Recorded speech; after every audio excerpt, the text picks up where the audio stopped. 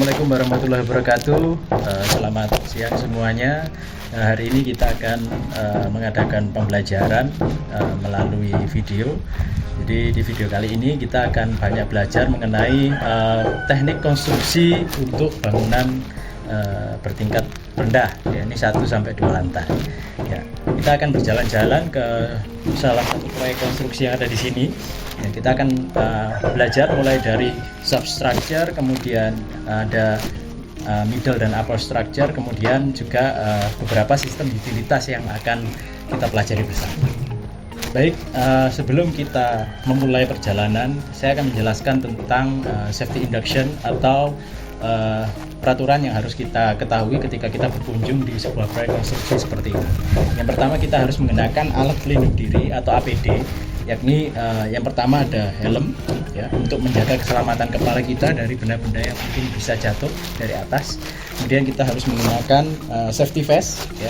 Safety vest ini ada highlightnya yang berfungsi sebagai mempermudah keberadaan kita di dalam lokasi proyek, sehingga kita mudah dilihat oleh para pekerja yang lain seperti itu. Kemudian tidak lupa kita harus menggunakan pakaian yang proper, ya, yakni ada pakaian lengan panjang, kemudian ada celana yang proper juga, jangan sampai celananya terlalu banyak ornamen, ya, dan juga kita harus memakai sepatu, ya, khususnya sepatu safety, ya, karena kenapa? Karena di proyek konstruksi itu selalu banyak obstacle yang harus kita lewati, ya, bisa ada paku, bisa ada besi dan lain sebagainya, sehingga keselamatan kita yang paling utama.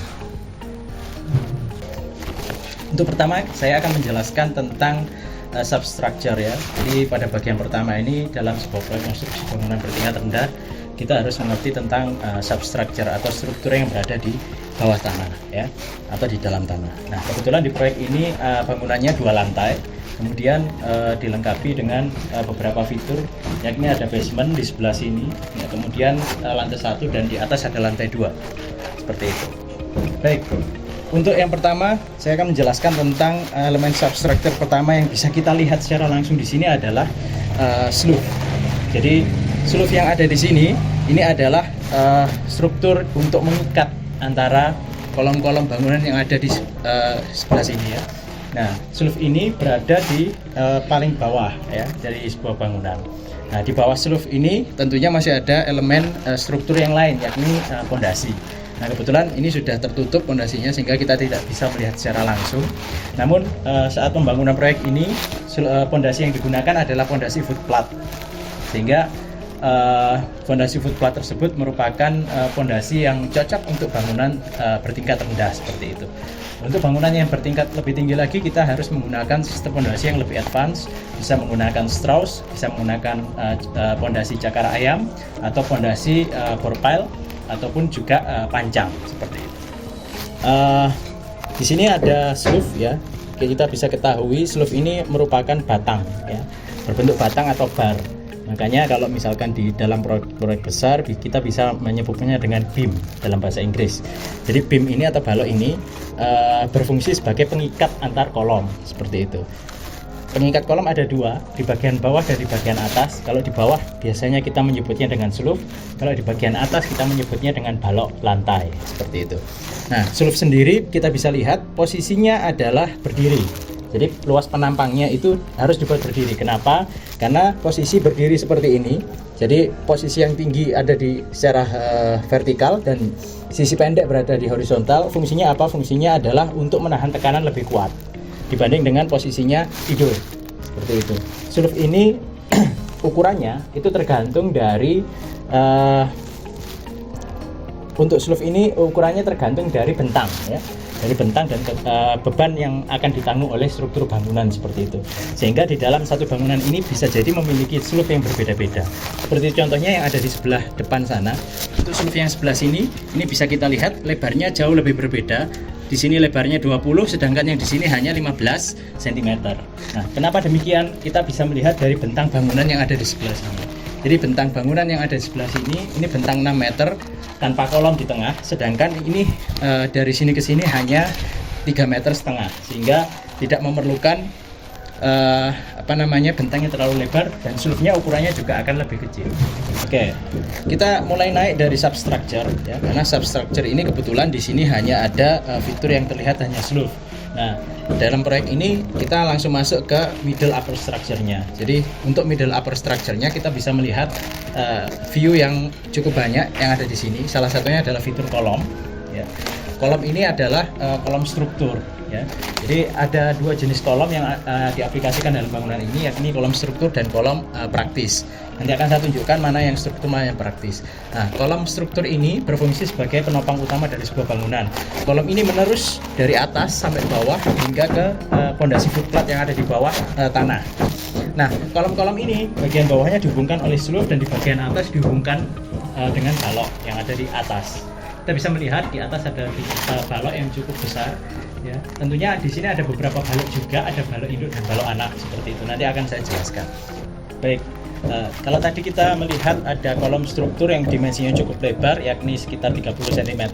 Nah, sekarang saya akan memperlihatkan kolom praktis. Kolom praktis ini berfungsi sebagai pengaku bangunan juga dan juga sebagai pembantu dari kolom struktur utama. Yang membedakan adalah kolom praktis ini tidak menerus ke footplat seperti itu, sehingga kolom ini hanya berpangku pada sleeve yang ada di bawah dan juga pondasi menerus yang ada di bawah. Nah, yang membedakan untuk bangunan bertingkat tinggi dan bertingkat rendah, yakni bangunan bertingkat tinggi memerlukan pondasi setempat yang cukup kuat dan proper untuk menahan bebannya, sedangkan untuk bangunan bertingkat rendah, jadi yang belakang ini adalah bangunan satu lantai sehingga dia tidak memangku beban yang terlalu besar. Nah, oleh sebab itu tidak diperlukan pondasi setempat yang terlalu besar. Nah, kita bisa lihat dimensinya. Di sini dimensi kolom praktis ini tidak sebesar dari kolom struktur yang ada di depan. Ya, dan juga kolom praktis ini menyatu dengan dinding. Sehingga proses pembuatannya pun juga berbeda. Kalau tadi kolom struktur bisa dicor dulu sebelum pemasangan dinding. Nah, tapi kalau kolom praktis bisa dicor bersamaan dengan pemasangan dindingnya. Baik, fitur selanjutnya dalam struktur bangunan yakni dinding. Dinding ini sebenarnya merupakan elemen arsitektural atau hanya sebagai pembatas dan juga sebagai sekat antar ruang seperti itu ya. Jadi dinding ini tergantung jenisnya. Kalau nanti kita akan melihat di bagian basement, kita akan melihat dinding penahan tanah ya atau retaining wall. Sedangkan di atas ini kita akan melihat dinding penyekat ya, jadi batas antar ruang atau batas antar bangunan atau batas antar kafling tanah ini ya. Nah, kita bisa melihat kalau di sini dindingnya menggunakan bata ringan ya, jadi bata ringan atau di lapangan bisa disebut dengan bata hebel ya. Bata ringan ini sebenarnya ada banyak macamnya. Yang diaplikasikan di sini adalah bata ringan AAC ya, sehingga bata ringan ini cukup ringan dan juga kualitasnya cukup baik dalam menahan beban seperti itu ya. Pak, bagaimana dengan bata merah? Kenapa kok tidak diaplikasikan bata merah? Ya tentunya ada banyak alasan ya. Bata merah dan bata ringan sebenarnya memiliki kekuatan yang hampir sama ya, dan fungsi yang sama juga. Nah, kelebihannya apa untuk bata ringan diaplikasikan di proyek ini? Karena proses pemasangannya yang lebih cepat dan juga lebih efisien seperti itu, serta tidak memerlukan banyak spesi atau sehingga tidak perlu terlalu banyak rekat seperti itu. Perekat bata ringan sendiri menggunakan mortar khusus ya yang untuk menempelkan antar muka dari bata ringan tersebut. Sedangkan untuk batu bata kita memerlukan adukan semen ya. Ya, jadi untuk adukan pasangan bata merah kita memerlukan satu komposisi 1:3 ya atau 1:5 maksimal. Satu komponen semen dengan 3 komponen pasir ya, pasir pasang, atau satu komponen untuk semen dan 5 komponen untuk pasir pasang seperti itu. Sehingga nanti kebutuhan untuk pasir dan semennya akan lebih banyak. Sedangkan untuk mortar hanya butuh 1 sak saja. Baik, pada fitur berikutnya kita bisa membedakan yang tadi kita sudah melihat ada dinding menggunakan bata ringan. Dan ini adalah retaining wall atau dinding penahan tanah. Nah, dinding penahan tanah ini terkonstruksi menggunakan cor ya. Jadi kenapa menggunakan cor? Karena dia harus menahan beban yang cukup besar dari tanah sekitarnya, dan juga dia harus menahan rembesan air, sehingga cor-coran ini lebih cocok ya, terutama cor ya dengan kualitas mutu tertentu. Kita bisa menggunakan K275 ke atas untuk memberikan fitur tahan kelembaban, sehingga kita bisa lihat di sini kita pegang meskipun ini di dalam tanah dia tetap kering, tidak basah seperti itu. Baik, fitur berikutnya kita bisa melihat konstruksi untuk plat lantai dan balok lantai. Jadi apa yang ada di atas ini adalah balok lantai. Jadi balok lantai ini berfungsi untuk menyalurkan beban dari lantai yang ada di sini untuk menuju ke kolom yang ada di kanan dan kiri seperti itu. Nah, kemudian di sini ada plat lantai. Nah, plat lantai ini berfungsi sebagai plat untuk menahan aktivitas yang ada di atas lantai tersebut, sehingga plat lantai ini juga harus ditopang menggunakan struktur yang kuat. Sebenarnya ada banyak alternatif yang bisa kita gunakan untuk membuat plat lantai. Saat ini sudah banyak teknologi juga selain menggunakan cor seperti yang ada di sini. Kenapa kok di proyek ini menggunakan cor ya? Karena cor-coran ini lebih mutunya tentunya lebih baik, dan juga secara permanen dan keawetan dia akan lebih awet dibanding dengan menggunakan struktur yang lain. Nah, jenis plat lantai yang lain bisa menggunakan banyak hal atau banyak macam ya. Jadi misalkan menggunakan panel lantai, kemudian bisa juga menggunakan kalsi floor ya, menggunakan struktur baja dan lain sebagainya. Ya, jadi tergantung dengan kebutuhan kita masing-masing. Baik, kita berada di lokasi konstruksi yang lantai 2, sehingga di lantai 2 ini kebetulan masih proses pemasangan bata. Nah, dan juga proses pekerjaan pembesian ya. Jadi kalau kita bisa lihat tadi yang di bawah ada kolom struktur. Nah, ini adalah tulangan dari kolom struktur yang tadi kita lihat di atas, di bawah ya. Jadi untuk pembesian itu tentunya memiliki perhitungan tersendiri. Kebetulan di proyek ini untuk bangunan bertingkat 1, 2 dan mungkin sampai 3 lantai itu kita menggunakan diameter pembesian dengan besi polos 12 mm dengan bagel ukuran 6 mm dengan jarak kurang lebih sekitar 10 cm antar bagel. Nah, jumlah pembesian tulangan utama dan tulangan bagel ini itu tentunya tiap struktur berbeda-beda. Nah, nanti kita akan melihat ada perbedaan di beberapa kolom yang di depan. Nah, kenapa? Nah, kita akan jelaskan berikut. Kita berada di salah satu tulangan untuk struktur kolom yang memiliki bentang 6 meter. Sedangkan yang di tengah tadi kita bisa lihat memiliki bentang hanya sekitar 3 meter. Nah, untuk bentang 6 meter tentunya jumlah pembesiannya juga berbeda. Jarak antar bagelnya juga berbeda, dan juga diameter pembesiannya juga berbeda. Nah, kebetulan untuk kolom struktur bentang 6 meter ini kita menggunakan tulangan untuk 4 buah tulangan menggunakan besi ulir 13 dan juga 10 tulangan untuk besi 12 polosnya. Untuk bagel, besi bagelnya juga sama, tetap menggunakan bagel 6 mili dengan jarak 8 cm. Baik, kalau tadi kolom struktur, kita sekarang melihat untuk penulangan dari kolom praktis. Jadi kolom praktis ini juga harus tetap dikasih tulangan beton ya. Kenapa? Karena kita menggunakan sistem konstruksi beton bertulang seperti itu. Apa fungsi dari tulangan besi yang ada di sini? Fungsinya adalah untuk memberikan kekuatan tarik dari konstruksi tersebut, sehingga apabila terjadi gempa, terjadi guncangan atau angin atau apapun, misalkan ada pergeseran tanah dan lain sebagainya, bangunan ini akan tetap kokoh seperti itu. Karena baja beton yang ada di sini itu berfungsi sebagai pemangku dari kekuatan tarik atau menahan gaya tarik dari bangunan seperti itu. Baik, selanjutnya kita bisa melihat konstruksi atap yang ada di sini ya. Sebenarnya untuk sistem konstruksinya nanti kita akan lihat di bawah, karena kebetulan masih belum ditutup dengan plafon sehingga kita masih bisa melihat struktur atapnya. Nah, untuk finishing atap yang ada di sini kita menggunakan atap PVC dengan menggunakan struktur baja ringan.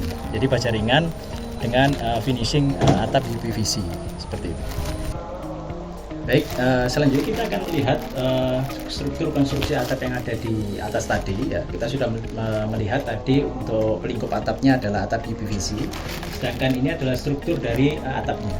Kebetulan ini adalah atap ringan. Jadi ada dua jenis atap berat dan atap ringan ya.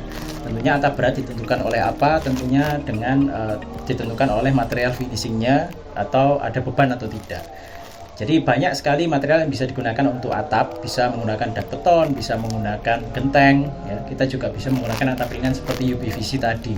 Kelebihannya apa? Kelebihannya atap UPVC ini memiliki beban yang cukup ringan kepada bangunan, sehingga bangunan tidak memerlukan struktur yang terlalu berat seperti itu. Nah, dan juga di sini kebetulan kami merancang menggunakan struktur konstruksi yang cukup efisien, jadi cukup tidak memerlukan banyak kuda-kuda seperti itu, tapi tetap bisa dijamin kekuatannya. Jadi kita menggunakan kombinasi antara baja ringan dengan besi holo. Jadi yang ada di atas ini, balok-balok utama ini menggunakan besi holo dengan ketebalan kurang lebih 2,6 mm, sehingga memiliki tingkat kekakuan yang cukup untuk menahan beban di atasnya. Kemudian di situ ada usuk ya atau kasau dari baja ringan yang dipasang secara tegak lurus terhadap balok-balok utama atap itu tadi. Nah, di atasnya masih ada reng. Nah, di atas reng baru ada atap UPVC yang kita lihat tadi. Nah, kebetulan di atas ini kita bisa melihat ada elemen aluminium bubble. Nah, aluminium bubble yang ada di atas ini berfungsi untuk apa? Berfungsi untuk menahan kebisingan dan juga menahan panas, sehingga panas dari atap yang ada di atas tidak terlalu banyak yang turun ke dalam ruangan. Baik, selanjutnya saya akan menjelaskan tentang finishing ya. Jadi untuk finishing sendiri, kalau kita lihat tadi yang ada di belakang sana masih bata ringan yang polos ya. Nah, kebetulan di sini sudah dilakukan finishing. Ada beberapa tahap finishing. Yang pertama plaster yang ada di sini. Ya, plaster sendiri berfungsi untuk meluruskan ya, atau memperkuat struktur dari dinding itu sendiri, dan juga ada acian. Acian ini sebagai penghalus ya, sehingga bangunan dinding bangunan tersebut akan terasa rata, terasa halus seperti itu, sehingga lebih nyaman untuk kita tinggali seperti itu ya. Nah, kebetulan di sini ada beberapa jenis finishing yang di sini menggunakan acian menggunakan semen. Nah, kebetulan di sebelah dinding ini kita menggunakan acian menggunakan skim coat atau acian instan. Ya, membedakan apa? Yang membedakan di sini kebetulan acian skim coat yang kita gunakan menggunakan warna putih, sehingga lebih efisien dalam finishing nanti, sehingga kita tidak perlu terlalu banyak untuk pelamir dan mengurangi penggunaan cat dasar nanti seperti itu, sehingga lebih murah dan lebih efisien seperti itu. Skim coat sendiri juga memiliki fitur keunggulan, yakni mengurangi adanya retak rambut. Jadi kalau kita lihat di sebelah sini, nah ini karena menggunakan acian biasa, menggunakan semen biasa. Nah, semen itu kan sifatnya terlalu keras ya, sehingga dia akan ketika ada muai, ada susut, dia mudah untuk terjadi retak rambut. Nah, retak rambut sebenarnya tidak berbahaya untuk sebuah bangunan, ya cuman secara estetika dia akan cukup mengganggu seperti itu. Baik, selanjutnya setelah dinding kita bisa melihat di sini ada elemen kusen. Jadi ini kebetulan ada kusen pintu, dan di sini ada calon nanti kita menggunakan kusen aluminium. Yang membedakan apa? Yang membedakan untuk kusen menggunakan kayu seperti ini. Nah, kusen kayu seperti ini dipasang bersamaan dengan pemasangan dinding. Sedangkan nanti untuk kusen aluminium, dinding harus finish dulu, baru nanti kusen aluminium dipasang di atasnya. Oke. Baik, kita bisa melihat di sini ada wear mesh ya. Wear mesh itu adalah rangka atau kumpulan dari batang-batang baja bar yang digunakan untuk tulangan pelat lantai. Jadi wear mesh ini cukup efisien digunakan untuk tulangan pelat lantai yang menggunakan teknik concrete cast in situ.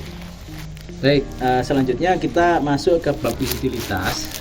Nah, untuk utilitas bangunan sendiri sebenarnya ada banyak. Ada mechanical, electrical, dan plumbing. Sekarang kita berada di spot untuk plumbing atau pemipaan.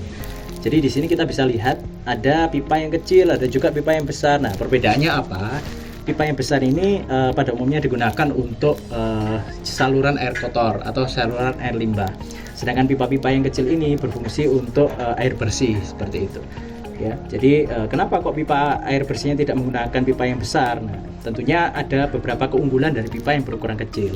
Semakin kecil pipa, tentunya dengan tekanan yang sama dia akan memancarkan pancaran yang lebih besar seperti itu, sehingga airnya lebih deras seperti itu ya. Nah, untuk air kotor sendiri kenapa dibikin besar? Nah, untuk menghindari tersumbat seperti itu. Nah, ini kita bisa lihat pipanya memiliki diameter yang berbeda. Untuk pipa air bersih yang ada di sini, ini kebetulan menggunakan 1/2 inci. Nah, kebetulan untuk pipa air kotor yang ada di sini untuk saluran pembuangan air limbah, nah ini menggunakan pipa 3 inci seperti itu. Nah, perbedaannya juga yang ini menggunakan tipe AW, yaitu pipa yang tebal, karena dia pipa air bersih ini memiliki tekanan yang tinggi, sedangkan untuk pipa pembuangan itu tidak memerlukan tekanan atau tidak menggunakan tekanan, sehingga tidak memerlukan ketebalan pipa yang lebih tebal seperti itu. Baik, berikutnya adalah fitur dalam bangunan juga. Kita bisa melihat di sini ada septic tank ya, kebetulan sudah dicor dan sudah tertutup. Septic tank ini adalah tempat untuk pembuangan limbah kotoran seperti itu. Kalau tadi kita melihat ada pipa untuk pembuangan air limbah saja dari kamar mandi, dari dapur. Nah, ini sekarang untuk pembuangan dari WC seperti itu. Nah, kenapa harus ada septic tank? Karena kotoran yang dari kotoran manusia berupa feses atau urin itu memiliki cemaran seperti itu, dan cemarannya cukup tinggi, sehingga kalau dilepaskan langsung ke lingkungan akan mencemari lingkungan sekitarnya. Nah, oleh sebab itu kita memerlukan bak septic tank seperti ini yang di dalamnya ada bak untuk pengolahan, sehingga kotoran yang masuk nanti akan diendapkan dulu, diproses oleh bakteri ya, kemudian nanti hanya air saja yang akan keluar menuju ke resapan septic tank seperti itu. Baik, berikutnya adalah saluran dari untuk air kotor dan kotoran ya. Jadi ini adalah pipa 4 inci untuk saluran pembuangan dari WC. Jadi kenapa kok memiliki diameter besar ya? Karena untuk menghindari tersumbat, karena kita bisa melihat WC itu terdapat padatan di dalamnya ya. Oke. Berikutnya untuk utilitas elektrikal. Nah, kebetulan di sini kita bisa melihat ada kabel ya. Jadi kabel, misalnya di sini juga ada kabel. Nah, tiap kabel ini memiliki fungsi masing-masing. Nah, kebetulan ini adalah kabel utama yang digunakan untuk penghubung arus utama dari meteran PLN. Nah, kabel ini berdiameter 4 mm menggunakan jenis kabel NYM ya. Jadi apa yang membedakan kabel NYM dengan kabel-kabel yang lain? Kabel NYM itu adalah kabel NYA. Sebenarnya di dalamnya adalah kabel NYA seperti ini yang dibungkus lagi oleh lapisan UPVC lagi, sehingga ada lapisan vinilnya untuk mengamankan kabel ini seperti itu. Nah, kabel ini lebih tahan terhadap benturan, terhadap suhu dan juga kelembaban seperti itu. Nah, apa makna dari warna-warna kabel yang ada di sini? Kita bisa mengetahui ada beberapa perbedaan. Contohnya kabel yang warna kuning dengan garis hijau ini adalah kabel ground seperti itu. Kemudian di sini ada kabel warna biru, ini adalah kabel untuk netral. Sedangkan di sini ada kabel warna coklat yang berfungsi untuk fasa atau arus dari listrik yang kita salur dari PLN. Nah, kebetulan di sini juga ada saluran untuk grounding ya. Jadi grounding ini nanti akan kita hubungkan, yang berfungsi apabila terjadi kebocoran arus dari stop kontak bangunan, maka arus akan diputus seperti itu. Nah, diameternya harus sama, jadi minimal untuk grounding yang bagus dalam bangunan adalah 4 mm untuk diameter dari kabel tembaganya, dan dipastikan harus tembaga murni.